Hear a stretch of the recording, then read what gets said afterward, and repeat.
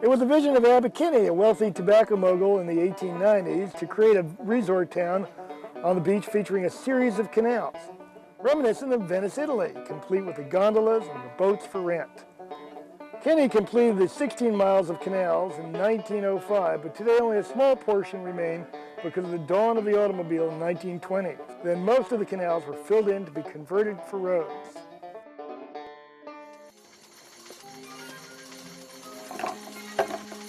I'm Rufus. Welcome to Venice Canal.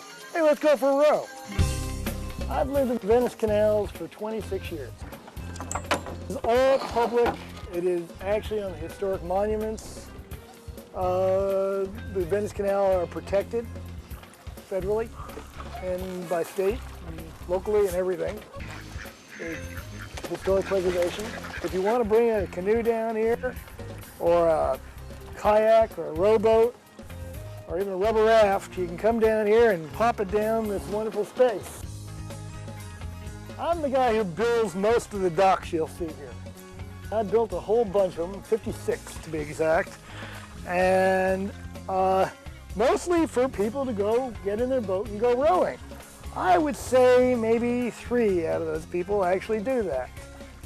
When I first got here, I bought a property for $135,000. That was 1984.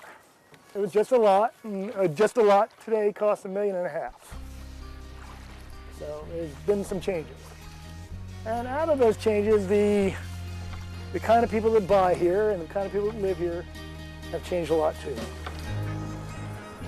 It's probably better for if you're raising a family and want a nice clean area, but a lot of the fun has gone out of it. A lot of the kind of honky-tonk kind of artist feeling of Venice has definitely left.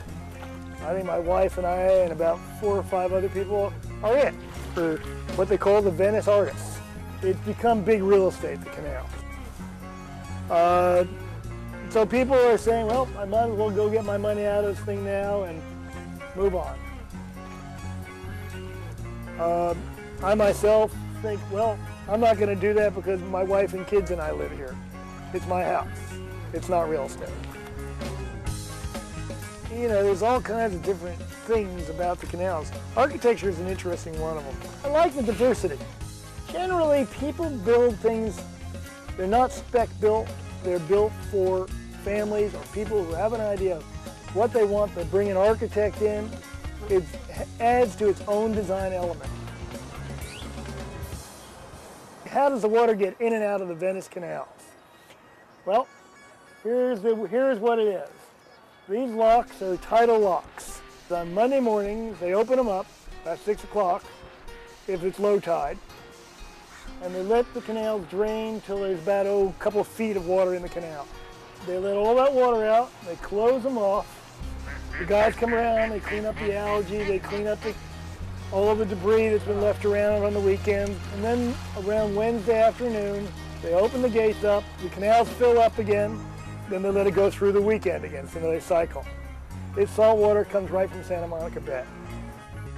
What I actually like about LA is there's hundreds of little places you can go to, like the Venice Canals. You never go to because you can only go to Muscle Beach or buy sunglasses down on the promenade or whatever it is, so you never get here. And all of a sudden you can discover it and be lost.